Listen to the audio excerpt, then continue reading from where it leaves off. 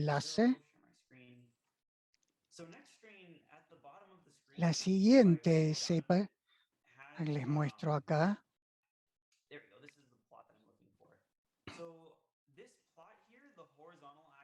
Acá tenemos el eje horizontal de las posiciones del genoma, a posición de 0 a 29.000, y el eje vertical es la diversidad.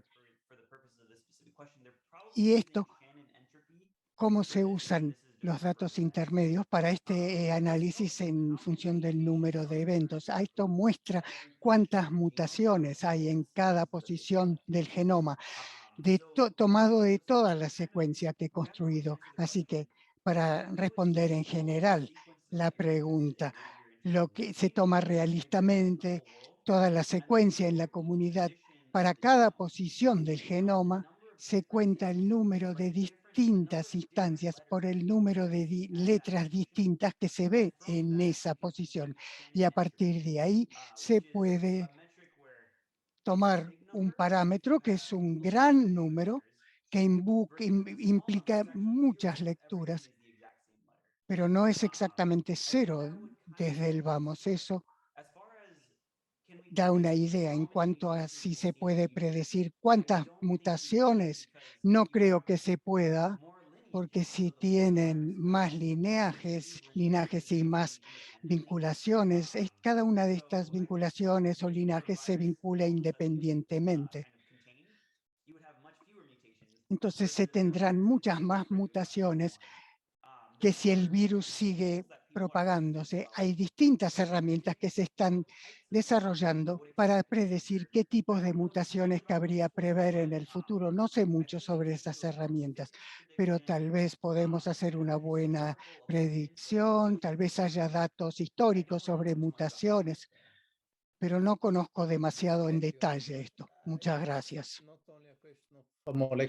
Bien, creo que no es una pregunta de biología molecular, sino que también depende de cuánta transmisión hay.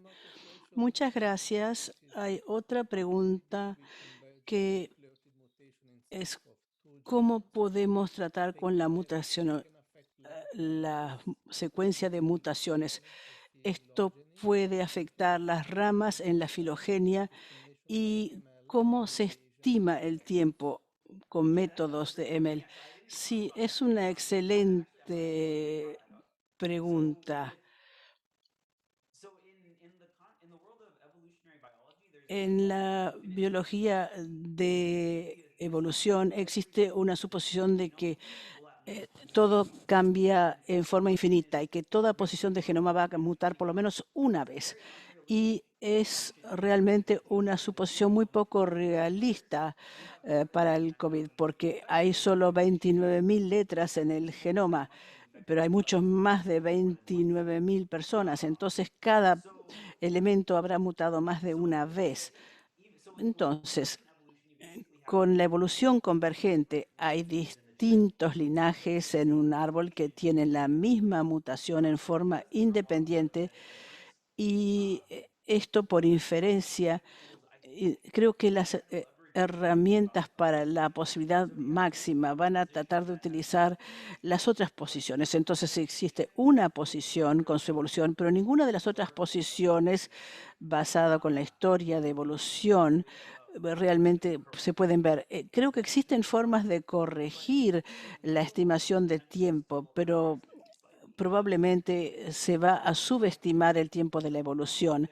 Entonces, creo que el problema que se debe a los modelos de matemática que estamos utilizando, donde se hacen suposiciones que cada posición es independiente. La única solución que puedo concebir que no se está llevando a cabo ahora con estas herramientas es tener modelos de sustitución matemáticas que tomen en cuenta la evolución convergente. O sea que si hay múltiples secuencias que tienen la misma mutación, tener una forma matemática de separar eso, que aunque parece que es una sola mutación, tal vez se trate de muchas mutaciones. Yo no trabajo mucho en ese ámbito, así que no sé qué es lo que se ha descubierto, pero sé que hay personas que están trabajando sobre eso. Entonces, esos mejores modelos se incorporarían en la herramienta de inferencia y eso tendría que funcionar razonablemente bien. Muchas gracias. creo que tenemos que concluir esta sesión. Muchísimas gracias por su contribución. Tengo una pregunta pendiente en el chat y espero que vamos a hablar de eso más tarde. Y también había un par de preguntas en las preguntas y respuestas de antes. Si alguno de los panelistas está dispuesto a leer eso, por favor, si pudiesen responder eso en la sección de preguntas y respuestas del chat. Para seguir adelante, ahora vamos a tener una pausa de 8 minutos, o sea que hay 40. Vamos a retomar con la doctora Marilda Siqueira de Fiocruz, que nos hablará sobre la vigilancia genómica, interfase de laboratorio y salud pública. Les veo dentro de exactamente 7 minutos. Les ruego que no se desconecten y nos vemos muy pronto. Gracias. Buenos días nuevamente. Retomamos entonces nuestro webinario y me permitan que cambio al inglés. Bueno, good morning everyone again. Buenos días de nuevo. Estamos prontos para continuar con nuestro webinario. Tenemos 2 presentaciones más. La primera de la doctora Marilda Siqueira, que es trabaja en la Fiocruz en Río de Janeiro y es jefa del Laboratorio de Enfermedades Respiratorias y también el Laboratorio de Referencia Regional de Sarampión en la OMS. Su investigación se centra principalmente en la influenza y el sarampión y rubeola, y es realmente un placer contar con su presencia aquí. Como ven, su presentación va a ser sobre la vigilancia genómica, la interfase de laboratorio a salud pública. Tiene usted la palabra, señora doctora Marilda Siqueira.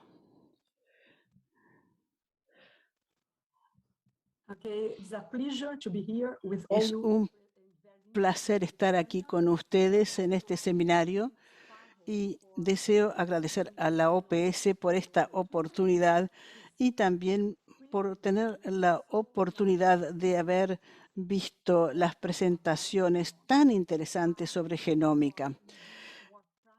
Voy a hablar sobre la forma práctica de utilizar la vigilancia genómica. La voz de la oradora está entrecortada. La intérprete pide disculpas, pero es imposible. Voy a hablar un poquito sobre el sarampión y la influenza, que son 2 programas poderosos a nivel del mundo, y en qué forma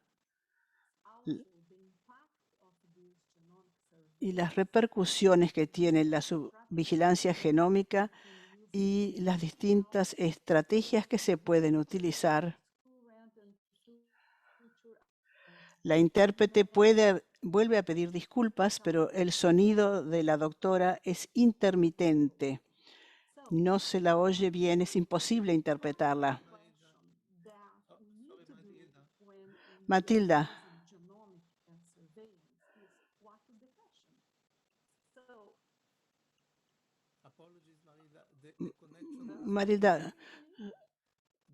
Marilda, su conexión no es buena.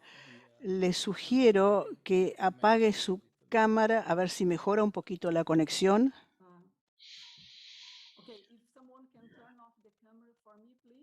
Por favor, ¿alguien me puede apagar la cámara? Pide la doctora Siqueira.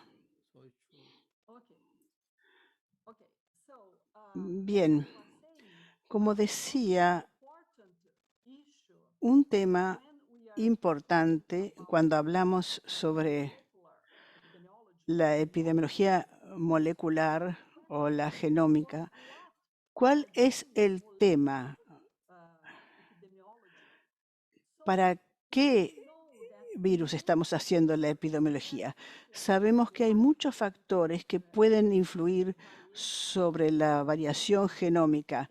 Entonces, las estrategias de replicación múltiple de los distintos virus, algunos virus son de ARN, otros son de ADN, otros tienen un genoma segmentado. Entonces, los índices de mutación de esos virus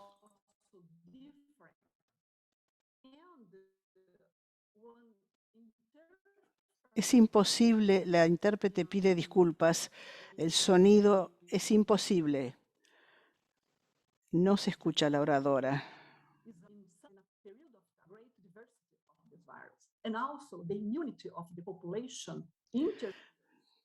La inmunidad de la población puede interferir en la variación genómica. Cuando estamos trabajando, la intérprete pide disculpas. Es imposible.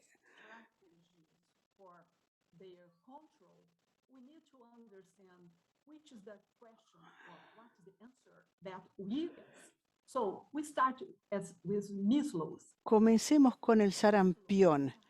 El sarampión es un programa enorme. Desde el comienzo del programa, la OMS organizó el trabajo para ponernos de acuerdo sobre la nomenclatura que se emplearía para clasificar el sarampión según su perfil genómico.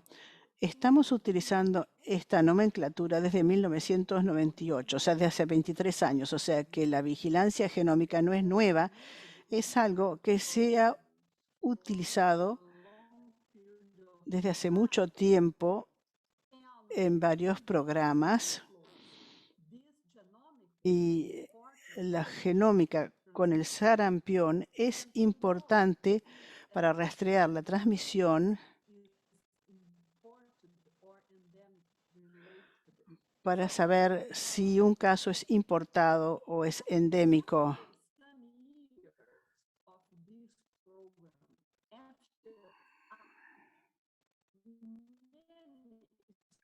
La intérprete vuelve a pedir disculpas. No es audible la señora doctora. Su conexión es pésima.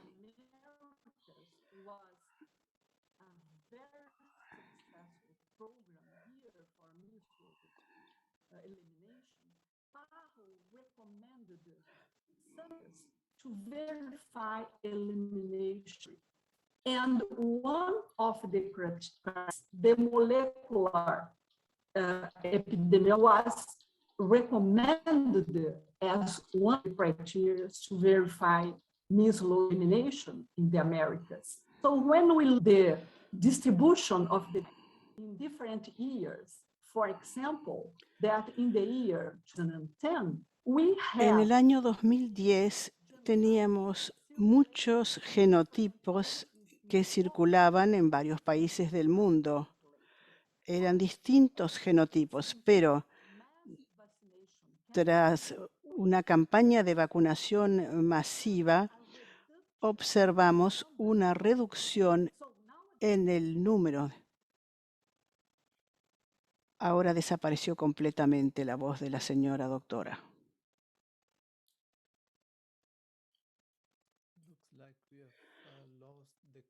Parecería que hemos perdido la conexión. Un instante, por favor.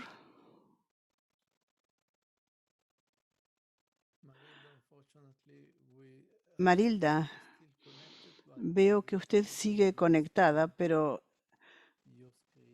hemos dejado de verla y de escucharla.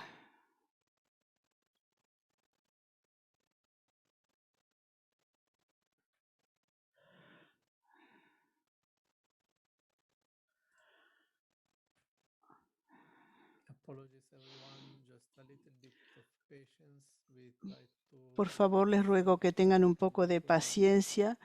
Vamos a ver si es posible reconectarnos con la doctora Siqueira.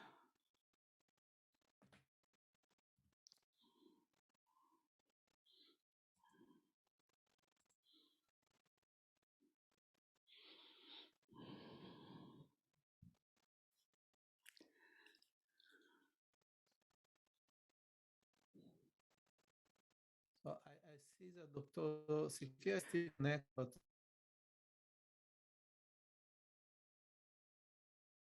desafortunadamente no podemos escucharla ni ver su presentación. So I guess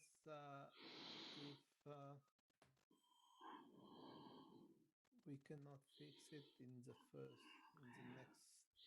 Si no es posible resolver esto few moments, en unos instantes,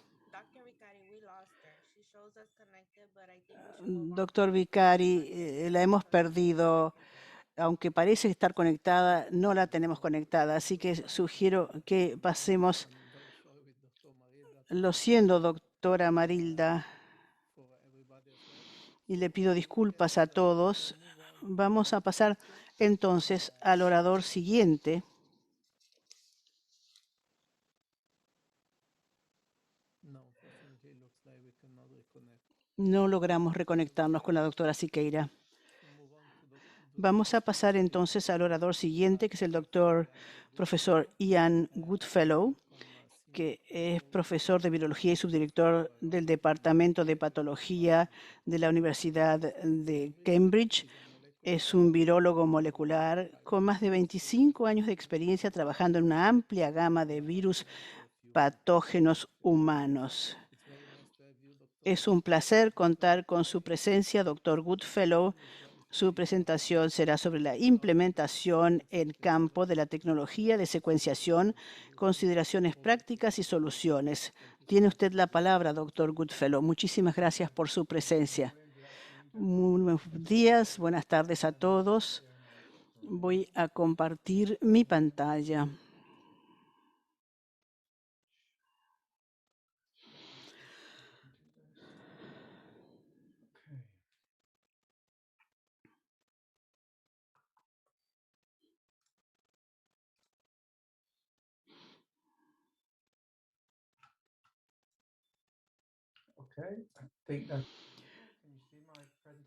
¿Ven mi presentación?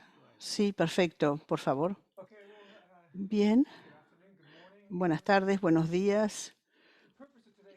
El objetivo de mi presentación es darles una visión de conjunto de mi experiencia personal en la utilización de tecnología de genómica en el terreno para una respuesta a las epidemias.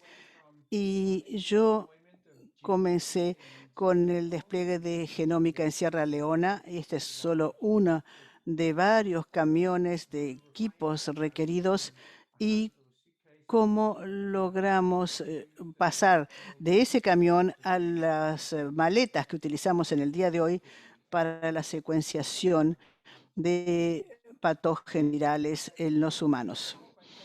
Voy a comenzar a decir que la gran mayoría de la labor que hacemos en Cambridge no es el secuenciamiento genómico, sino que estudiamos virus que causan gastroenteritis y las patologías tratando de utilizar los factores que son importantes para la replicación del norovirus.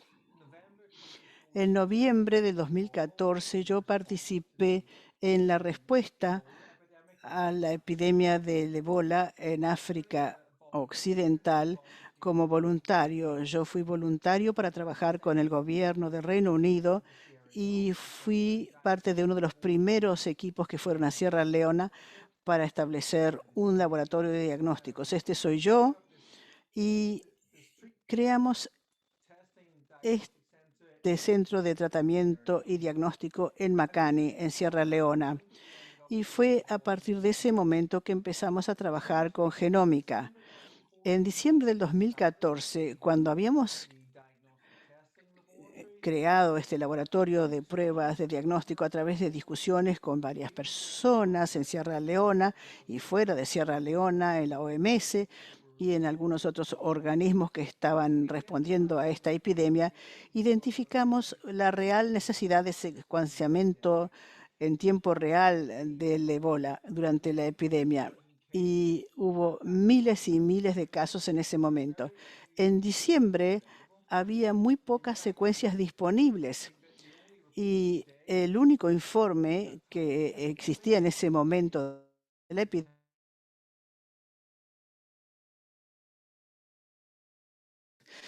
genómicas, que eran muy tempranas. También había un acceso muy limitado a los datos para aquellos que estábamos en el terreno, o sea que las personas en el terreno no tenían acceso a los datos de las secuencias y los datos que se estaban produciendo se producían en un marco de tiempo que no era muy útil. Las secuencias no se liberaban hasta 3 o 6 meses después del momento en que se recogían las muestras. Entonces, los temas obvios que debían resolverse para tener secuenciamiento más eficaz de la ébola durante esa epidemia era realmente comenzar a confirmar los enlaces epidemiológicos, y esto era de importancia crítica en las etapas finales de la epidemia, donde había cadenas de transmisión atípicas. O sea que antes la transmisión ocurría de un individuo a otro, pero teníamos que descartar otras posibles fuentes de infección, y esto se podía hacer con facilidad a través del secuenciamiento. También queríamos comprender la evolución del virus, como lo vimos con la COVID-19, cuando un patógeno pasa a la población de humanos y va a eventos de transmisión de humano a humano, existe la posibilidad de que se va a adaptar. Y también existe la posibilidad de que la secuencia del virus ha de cambiar, o sea que las pruebas diagnósticas serán menos eficaces. Y entonces, si no hay un secuenciamiento eficaz y vigilancia del virus durante la epidemia, existía la gran preocupación de que nos estábamos perdiendo algo y que el virus iba a evolucionar en un sentido que no iba a redundar en beneficio para el diagnóstico a largo plazo. Entonces, en forma ingenua, en diciembre del 2014, nos pareció que tal vez tendríamos que sacar las muestras fuera del país, algo que era prácticamente imposible. Nos parecíamos que íbamos a pasar un secuenciamiento al centro de tratamiento. Y digo que eso fue un poco ingenuo porque en ese momento no teníamos ninguna experiencia en la materia. Yo solo había hecho una secuencia en bacterias cuando estaba haciendo mi doctorado en mi laboratorio. Mi laboratorio no tenía la menor experiencia en el tema. O sea que fue un tanto ingenuo imaginar que esto iba a ser fácil, pero sí lo logramos, aprendimos muchísimo y desde entonces hemos realizado mucho progreso desde el 2014 y el 2015. La primera pregunta que teníamos que plantear, y esto es pertinente a cuando se intenta seleccionar una plataforma de secuenciamiento para desplegarla en un entorno no convencional, es que tiene que ser robusto, tolerante a entornos extremados. Muchos funcionan muy bien en un laboratorio con aire acondicionado donde se controla la humedad y la temperatura, pero si uno coloca eso en una carpa muy húmeda en medio de un centro de tratamiento, entonces esto realmente puede crear un problema y muchas máquinas simplemente no funcionan. En este caso, precisábamos una máquina que fuese fácil de instalar, capaz de trabajar, apenas se sacase de la caja, porque no teníamos acceso a ingenieros y ninguno de los proveedores estaban dispuestos a enviarnos un ingeniero. Necesitábamos algo fácil de mantener, algo que pudiésemos arreglar si se rompía. Necesitábamos que el flujo de trabajo fuese simple y robusto, pero que produjese datos de elevada calidad y también algo que completase bastante el trabajo, porque teníamos pocos datos desde secuencias y realmente se precisan secuencias de referencia para tener una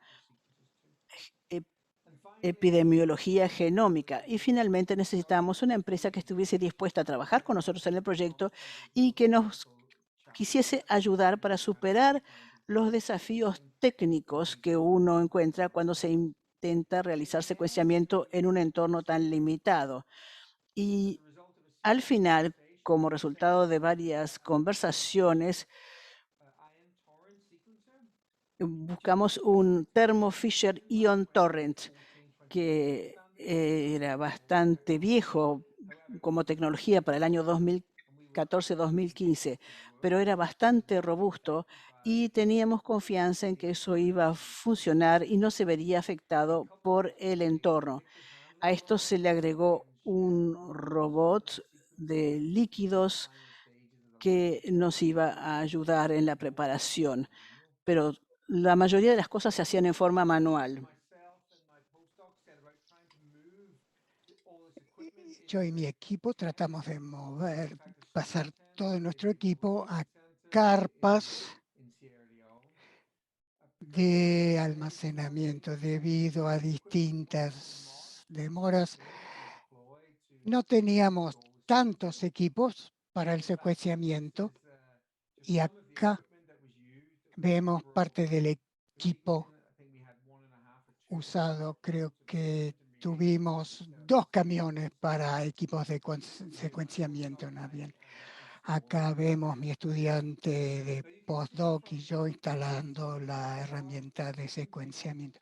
Y vemos que si bien la estructura de secuenciamiento fue en una carpa, lo mismo se parecía mucho a una estructura de laboratorio estándar con la purificador de agua, bancos para sentarnos, máquinas de PCR, así que realmente fue un montaje muy eficaz y funcionó muy bien, pero fue un poco costoso.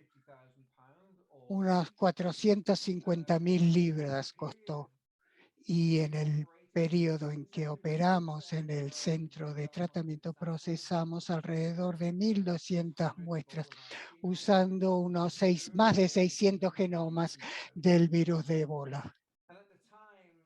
Y en ese momento, eso fue uno de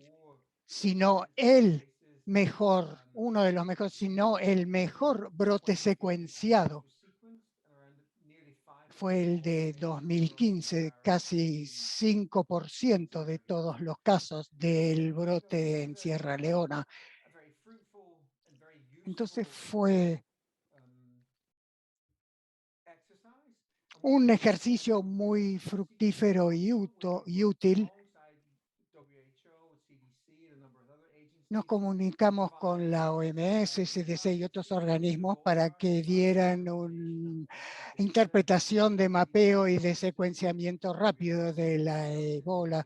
Hablamos con la OMS para tratar distintos casos y acá hay distintos ejemplos sobre las informaciones, identificación de transmisiones transfronterizas. Eso, acá estamos identificando vínculos en casos difíciles de investigar, especialmente cuando hubo una reemergencia del virus en distintas regiones del país, especialmente las que no habían tenido ese virus por un cierto tiempo, pero pudimos identificar esto rápidamente y determinar que no se trataba de pérdida de datos.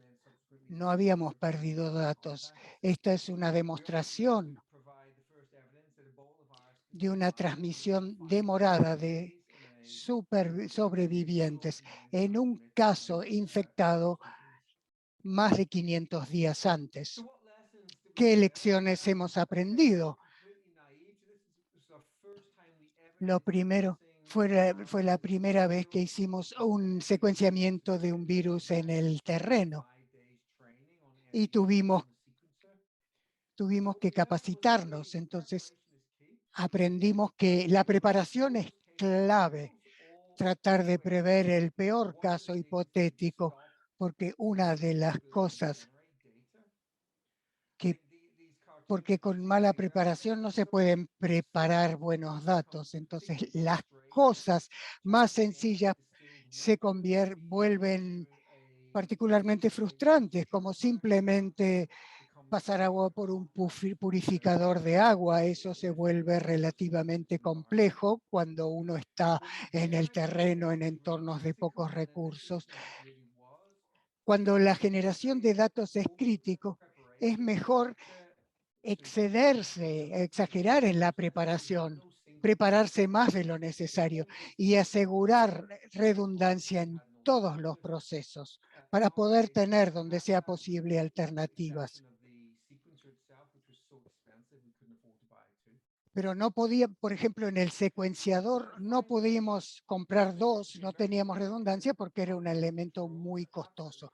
Y por último, los controles de procesos son absolutamente esenciales para asegurarse de generar datos que sean de gran calidad y que se puedan ser usados por otros en el terreno y estar seguros de no estar produciendo datos basura, por así decirlos.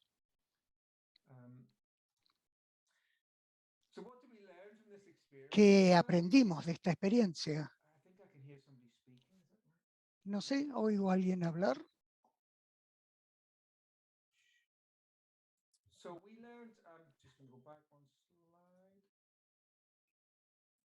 Volver un par de diapositivas atrás. ¿Qué aprendimos de esta experiencia? Aprendimos bastante, mucho. Que se podía desplegar secuenciamiento al terreno, pero hay ciertos obstáculos o cuellos de botella que hacen que esto sea difícil. Acá vemos la curva de la epidemia de ébola en África. Nosotros no lo desplegamos esto hasta abril de 2015, es decir, bastante después de la epidemia. Y entonces nos preguntamos qué hubiera pasado si hubiéramos tenido los procesos preestablecidos que nos hubieran permitido desplegarnos antes en la epidemia. Podríamos haber usado mejor la información y esto llevó a la información